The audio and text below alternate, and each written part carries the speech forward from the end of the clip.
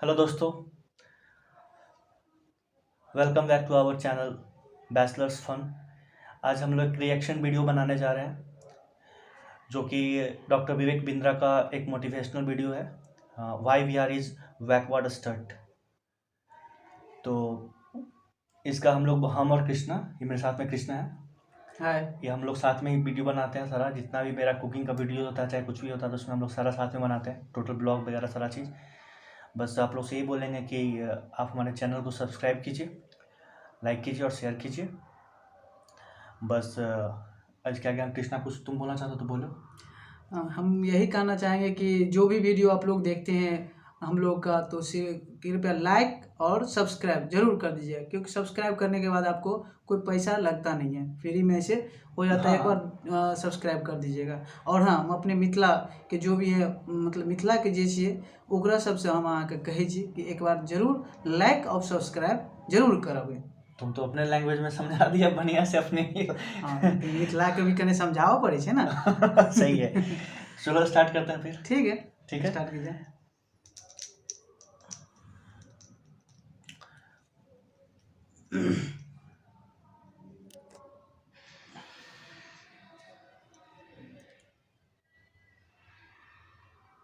आप सबका स्वागत है। मैं Vivek Bindra, motivation speaker, leadership consultant और बिजनेस कोच। आज बिहार की बात करने आया हूं। आज का विषय थोड़ा गंभीर है।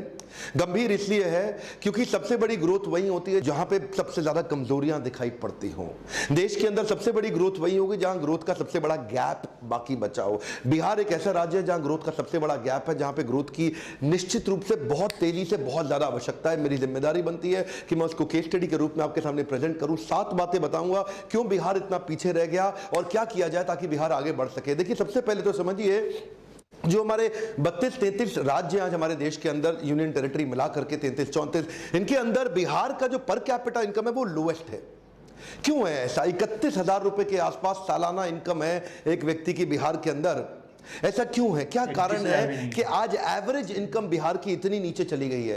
ये पर कैपिटा इनकम क्या होता है? ये निकाला जाता है एक ही स्थान, एक ज्योग्राफी के अंदर उनकी टोटल इनकम को टोटल पॉपुलेशन से डिवाइड करके। देखिए, ये वीडियो हर एक भारतीय के लिए समझना बहुत ज्यादा जरूरी है कि कुछ राज्य होते हैं जो भारत की इकोनॉमी को, भारत की स्ट्रेंथ को, भारत की उसको आगे लेके जाते हैं, और कुछ ऐसे राज्य होते हैं जो उसकी ग्रोथ डेवलपमेंट को नीचे घसीट रहे हैं, नीचे लेके जा रहे हैं। क्या कारण है इसका? कारण क्या है? क्यों ऐसा बोलते हैं? मतलब बिहारी शब्द को गाली की तरह क्यों प्रयोग किया जाता है? ये क्यों प्रतीकात्मक हो गया? बोलते हैं एक बिहारी 100 बीमारी। बिहारी की शक्ल के हट, 100 बीमारी नहीं होता, 100 पे भारी होता है। जब विदेशों की तो आप बहुत बात करते हैं आज हमारे देश में बैठ के कि जी हमारे साथ डिस्क्रिमिनेशन हो रहा है, भेदभाव हो रहा है अमेरिका यूरोप के अंदर, लेकिन अपने ही लोगों का, अपने ही साथ में अपने ही प्रेमी पड़ोसियों का आप भेदभाव करते भी हैं, उनका मजाक भी बनाते हैं। ये कारण क्या है? पर देखिए, फ्रूट्स तब तक नहीं मिलेंगे जब तक रूट्स ठीक नहीं होंगे। आज रूट्स की बात करता हूं। इच्छा तो रहता है कि बहुत डिटेल में आपको एनालिसिस दूं, पर वीडियो लंबा होता है। मेरा पहला पॉइंट लीजिए, ज्योग्राफिकल डिसएडवांटेज। एक तो ये एक लैंड लॉक स्टेट है। लैंड लॉक स्टेट होने के कारण इसके पास एक इंटरनेशनल ज्योग्राफिक लोकेशन का एडवांटेज नहीं है, जिसको क्या बोलते हैं आप, एक या तो देखो कोस्टल रीजन में होता। अब कोस्टल रीजन के अंदर सबसे पॉपुलर स्टेट हमारे देश में गुजरात और महाराष्ट्र है, जहां से इंटरनेशनल बिजनेस बहुत तेजी से सी के थ्रू, पोर्ट्स के थ्रू, बड़े पॉपुलर पोर्ट्स हैं उनके। इसके बाद सदर्न स्टेट्स में भी है, जैसे कर्नाटका, केरला, आंध्रा, तमिलनाडु। लेकिन बिहार को पूरी तरह से लॉक कर दिया। अगर खुलता भी है इंटरनेशनल साइड में, ओपनिंग भी है, तो वो नेपाल पे है। हाँ, हम तो डूबेंगे सनम, तुम्हें भी ले डूबेंगे। अब इसके कारण ग्लोबल एक्सेस मिलता नहीं है, ट्रांसपोर्टेशन कॉस्ट बढ़ जाती है। बिहार का एक रीजन ऐसा है जहां सूखा पड़ जाता है, दूसरा रीजन ऐसा है जहां बाढ़ ज्यादा आ जाती है। अब क्योंकि इसके कारण लोगों को बिहार छोड़ के बाहर निकलना पड़ता है अपनी लाइवलीहुड के लिए। अगला पॉइंट है नो मेजर इंडस्ट्री। बिहार के अंदर कोई बड़ी इंडस्ट्री है ही नहीं।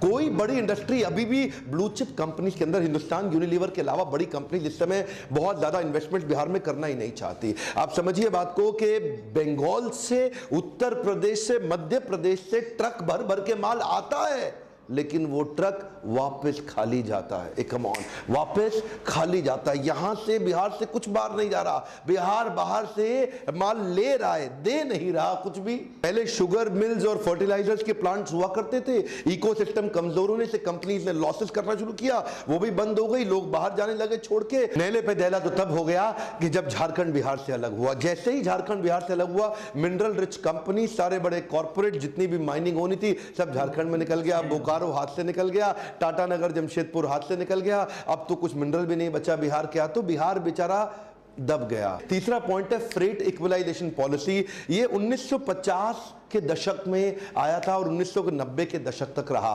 फ्रेट इक्वलाइजेशन पॉलिसी के हिसाब से, तब उस समय झारखंड बिहार जब एक ही था ना, तो जितना भी मिनरल निकलता था उसको ट्रांसपोर्ट करके अपने स्टेट में लाने के लिए सेंट्रल गवर्नमेंट ट्रांसपोर्टेशन पर सब्सिडी देती थी। तो बड़ी कंपनी, इंडस्ट्रियल लोकेशन और कोस्टल ट्रेड हब वहीं रह के अपनी कंपनी रन करते थे, वहीं अपने मैन्युफैक्चरिंग सेटअप, वहीं अपना सारा काम लगाते थे। और मिनरल उठा करके, जो मिनरल रिच प्रदेश था जिसको बोलते हैं बिहार, जब झारखंड भी एक ही था, तो यहां से मिनरल उठाया और वहीं ले गए। अरे भाई, करना क्या चाहिए था, इनको इंसेंटिव देना चाहिए था कि तुम बिहार में ही अपनी कंपनी सेट करो। पर ये क्या करते थे, इनको ट्रांसपोर्टेशन के ऊपर दे दिया इंसेंटिव कि उठाओ माल बिहार से लेके बाहर निकल लो। सब आए, माल उठाया बिहार से, उठा के लेके सब बाहर निकल गए। अब बिहार का माल लेके सब चले गए बाहर।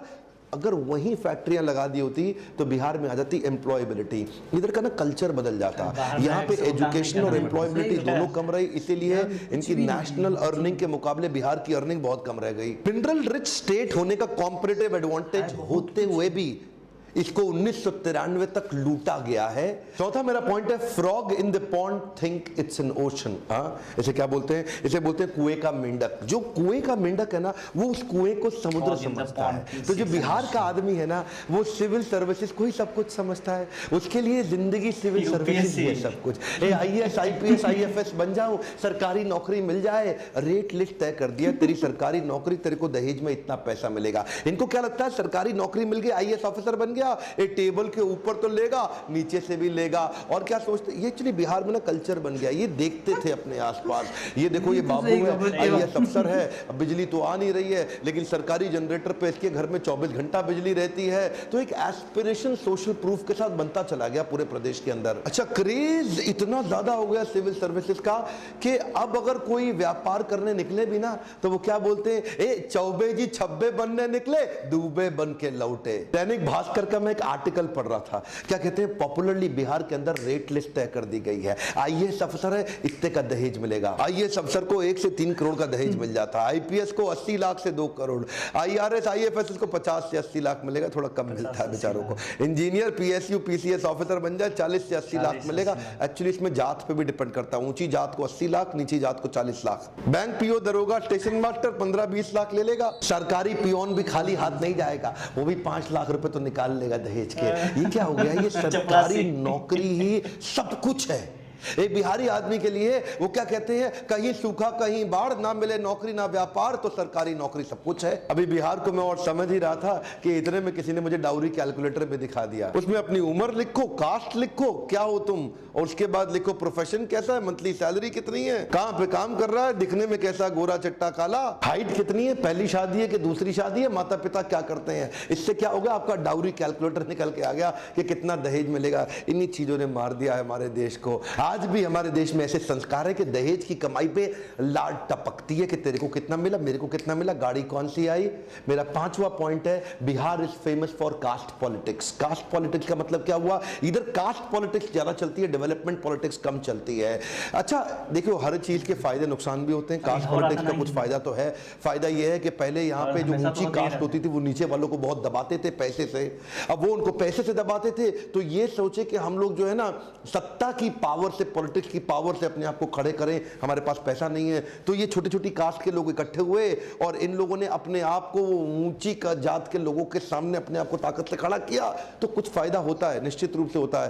पर जब 91 के बाद लिबरलाइजेशन आया ना देश के अंदर, उस समय बाकी सारे राज्य सोच रहे थे कि हमारे को इंटरनेशनल फंडिंग मिले, अपने फॉरेन इन्वेस्टमेंट्स आ जाएं, अपने लिबरलाइजेशन का फायदा उठाएं, धंधा व्यापार बड़े करें। और ये लोग कास्ट के चक्कर में फंसे रह गए। यहां पे ग्रोथ पॉलिटिक्स हुई नहीं, यहां पे डेवलपमेंट पॉलिटिक्स की बात नहीं हुई। आज मैं किसी को ठेस नहीं पहुंचाना चाहता, पर कुछ डेटा बताऊंगा। ये सब कास्ट के चक्कर में बिहार एक अनस्टेबल गवर्नमेंट की तरह रह गई। 70 सालों में 40 बार तो सत्ता बदली, 23 अलग अलग मुख्यमंत्री आए 70 साल के अंदर। एक मुख्यमंत्री को एवरेज 1.5 साल से ज्यादा मिला नहीं। यहां पे बात केवल जात पात की होती रह गई, डेवलपमेंट हुआ नहीं। एक्चुअली क्या सोचना चाहिए कि केवल मेरी कास्ट नहीं, अगर पूरे राज्य में खुशहाली आएगी तो फायदा सबका होगा। गोल्डन स्टेटमेंट को पकड़ लीजिए, अगर खुशहाली आएगी तो फायदा सबका होगा। जब पूरा बिहार ग्रो करेगा तभी फायदा होगा। उसको बोलते हैं इंक्लूसिव ग्रोथ। अगला पॉइंट है population growth rate and literacy growth rate. क्या मतलब हुआ इसका? यहां का जो पॉपुलेशन ग्रोथ रेट और लिटरेसी ग्रोथ रेट है, ये आपस में मिसमैच कर रहा है। लिटरेसी बढ़ नहीं रही है, फर्टिलिटी रेट सबसे ज्यादा है। फर्टिलिटी रेट का मतलब है एक माँ एवरेज सबसे ज्यादा अपने जीवन काल में बच्चों को जन्म बिहार की माँ देती है। बाकी बहुत सारे राज्य ऐसे हैं जहां पे पढ़े लिखे राज्य हैं, वहां पे एक माँ 2 से ज्यादा बच्चों को नहीं जन्म देती है, पर बिहार का सबसे ज्यादा। बिहार में भी 2 हिस्से हैं, एक जहां पे बिल्कुल पिछड़ी हुई जाती है, जहां बिल्कुल पढ़ाई नहीं किया, बिल्कुल शिक्षा नहीं है, ज्ञान नहीं है, वहां एक मां 4 से 5 बच्चों को जन्म दे रही है। और जहां थोड़ी बहुत पढ़ाई करी गई वहां 3 बच्चों को। इसके कारण क्या हुआ? पॉपुलेशन बहुत ज्यादा और एजुकेशन बहुत कम। ध्यान दीजिए, कम ऑन। पॉपुलेशन सबसे ज्यादा तेज बढ़ा रहा है बिहार और एजुकेशन सबसे कम है, क्योंकि लिटरेसी रेट यहां पे 63% के नजदीक रह गया। बिहार का लिटरेसी रेट यानी कि जो पढ़ाई का, शिक्षा का दर है, सबसे कम है। नालंदा यूनिवर्सिटी जो विश्व की सबसे पहली, सबसे पॉपुलर, उसके होने के बावजूद, सबसे ज्यादा आईएएस प्रोड्यूस करने के बावजूद, यहां का एजुकेशन का जो एवरेज स्तर है ना, वो अच्छा नहीं हुआ। जो बहुत ही मेधावी, बहुत बुद्धिमान छात्र हैं, वो सबको छोड़ के आगे निकलने की कोशिश तो कर रहे हैं बिहार के अंदर, लेकिन वो कोशिश बहुत कम लोगों के अंदर है और बहुत सीमित जगह पे है। उसके नए एवेन्यूज नहीं खोले जा रहे। अगला मेरा पॉइंट है education and employability is directly proportionate to earnings. इसका क्या अर्थ हुआ? समझिए बात को। पॉपुलेशन से असर आता है एजुकेशन पे, एजुकेशन से असर आता है एम्प्लॉयबिलिटी पे। अब क्योंकि पॉपुलेशन बहुत ज्यादा है तो एजुकेशन उतनी हो नहीं पा रही है कवर, और उसके कारण एम्प्लॉयबिलिटी नहीं आ रही, क्योंकि स्किल बिल्डिंग एक्चुअल बिहार के अंदर जितनी होनी चाहिए थी वो हुई नहीं। अब थोड़े से कुछ आंकड़ों को देखते हैं इस पर कैपिटा इनकम के चार्ट को। 1950 से 51 तक बिहार का 204 रुपए था और पूरे देश का 265 था। 2013 तक बिहार बढ़ के 28,000 तक पहुंचा, लेकिन इतने में भारत बढ़ के 75,000 पे पहुंच गया। जिस स्पीड पे पर कैपिटा इनकम बिहार में बढ़ती है, उससे कई गुना ज्यादा स्पीड पे ऑल इंडिया एवरेज आगे बढ़ जाती है। उनमें भी कुछ स्टेट्स हैं जो बहुत तेज आगे हैं, जैसे कि गोवा है और यूनियन टेरिटरीज में दिल्ली है। उसके बाद सिक्किम, हरियाणा, केरला, महाराष्ट्र, कर्नाटका। यहां पे एवरेज आदमी की इनकम बहुत अच्छी, लेकिन बिहार में एवरेज इनकम केवल 31,000 रुपया रह गई साल की। सिर्फ समस्या ही नहीं है, बहुत सारी अपॉर्चुनिटीज भी हैं, लेकिन यहाँ एजुकेशन पे फोकस और एटीट्यूड का बदलाव बहुत जरूरी है बिहार के अंदर। नील अग्रवाल तो आप जानते ही है ना, वेदांता ग्रुप के मालिक, केन्स वेदांता, आज one of the top 10 Indian rich people इनकी लिस्ट में इनका नाम आता है। ये बिहार से निकल के आए हैं। रविंद्र कुमार सिन्हा को नहीं जानते आप? SIS सिक्योरिटी इंटेलिजेंस सर्विस, सबसे बड़ी देश की सिक्योरिटी कंपनीज, इनके IPO भी निकले और इनफैक्ट इनकी कंपनी बहुत तेज ग्रो कर गई। बहुत सारे ऐसे व्यापारियों को जरूरत है जो एम्प्लॉयबिलिटी जनरेट करके दे सके। वो मानसिकता से बाहर आना है कि भैया सरकारी, मेरे को तो सरकारी, इस मानसिकता से बाहर निकल के वो सारी बिजनेस और ग्रोथ अपॉर्चुनिटीज प्रोड्यूस करनी है। सबसे ज्यादा ग्रोथ वही होगी, लेकिन मैं वहां ध्यान देना चाहता हूं जहां कोई ध्यान नहीं देना चाहता। इसलिए मैंने बिहार पे केस स्टडी बनाया। क्यों नहीं बिहार, जो पंजाब से आगे हुआ करता था एक समय पे, आज पंजाब 3 गुना ज्यादा इकोनॉमी ग्रो कर गया बिहार के मुकाबले पिछले 40-50 सालों के अंदर। क्यों हुआ ऐसा? आज एवरेज एज के मुकाबले में बिहार में यंगेस्ट पॉपुलेशन है, सबसे ज्यादा यंग पॉपुलेशन पूरे देश की आज बिहार में मानी जाती है। इतना यूथ है, सबसे ज्यादा हार्ड वर्किंग पॉपुलेशन के मामले में बिहार का नाम आता है। बिहार में बहुत सारी अपॉर्चुनिटीज और पॉसिबिलिटीज है, बहुत सारी ग्रोथ की। पहला मेरा आपको केवल ये सुझाव है, अपने होराइजन को बड़ा करें और पॉसिबिलिटीज पे फोकस करें। मैं लीडरशिप फनल ऐसे ही लोगों के लिए बनाने का प्रयास किया जिनको बिजनेस का नॉलेज अंडरस्टैंडिंग नहीं, लेकिन देखते ही देखते 6 महीने में नेक्स्ट लेवल पे जाते हैं। ऐसा नहीं कि मैं आपको कह रहा हूं कि लीडरशिप फनल ही आपके लिए सुझाव है, पर मैं इतना जरूर कहूंगा कि लर्निंग पे फोकस करिए, तभी अर्निंग बढ़ेगी। चलो ठीक है फिर, क्या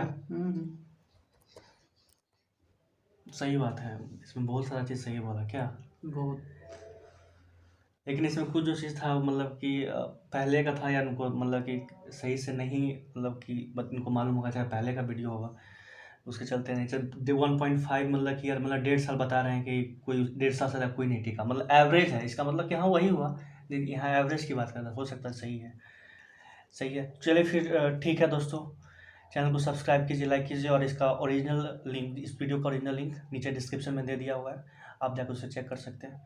थैंक यू, और आज के लिए इतना, धन्यवाद।